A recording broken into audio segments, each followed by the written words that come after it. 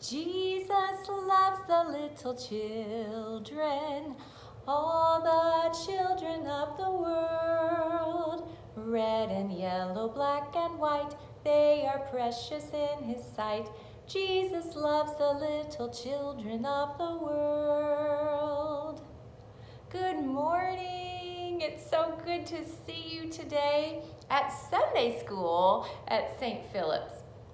So we had a wonderful week last week with VBS at Rocky Railway, where Jesus' power pulls us through. And on the last day, day 5, we learned a very important Bible point that we should love one another just as Jesus loves us. And so today I thought I would share a Bible story with you about how Jesus loves the little children. And I have a challenge for you at the end that you can do at home. So this is from the Jesus Storybook Bible. And the story actually comes from Matthew chapter 18 and 19. The friend of little children. Jesus' friends were arguing. Who was the most important helper in God's kingdom? I am, James said. No, you're not, said Peter. I am. Nonsense, Matthew said. I'm the cleverest. No, you're not. Yes, I am. Oh, does that sound like good friends to you? This silliness went on and on like that for some time. You see, Jesus' friends had started thinking they had to do something to make themselves special to Jesus. And if they were the cleverest or nicest or something, Jesus would like them best.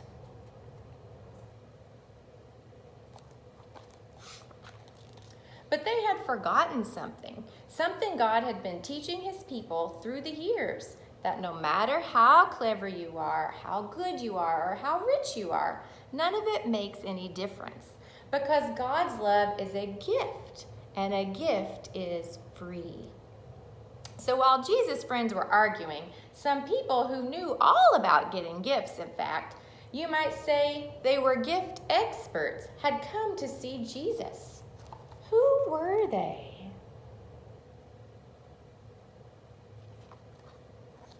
They were children.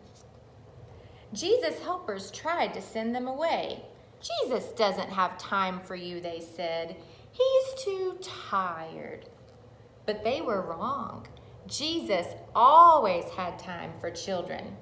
Don't ever send them away, Jesus said. Bring the little ones to me.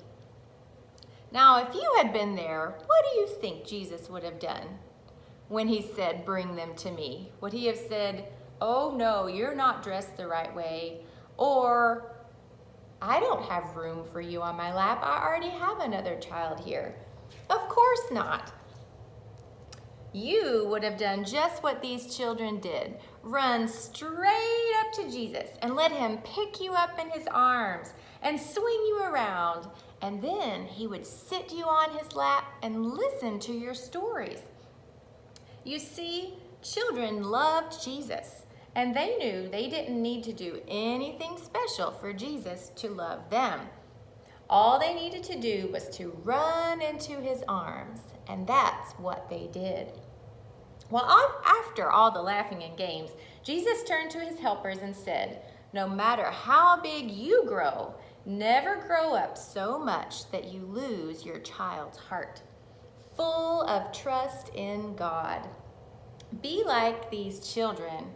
They are the most important in my kingdom.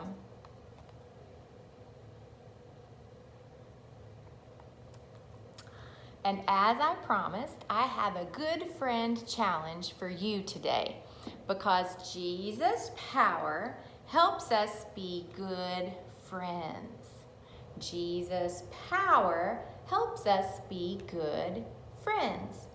So the first part of the challenge, think of someone who has been a great friend to you. Once you have thought of that person, you're going to send them a letter or a note or give them a phone call and tell them thank you for being such a good friend. You could also tell them why they're such a good friend. Maybe they're a great listener. Maybe they make you laugh. Then, part 2, you're going to think of someone who needs a good friend.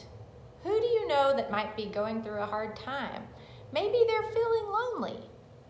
Part 2 of the challenge is for you to be a good friend to someone who needs one. So you could also write them a letter, send them a text, or give them a real phone call or even FaceTime, face-to-face, and say, "How are you? You are important. I miss you." And that is the Good Friend Challenge. As always, I would love to hear how the challenge goes for you at home. You're welcome to send me a picture or an email, and keep in touch. So it is time for Miss Jacqueline to say goodbye for today. We'll see you next week.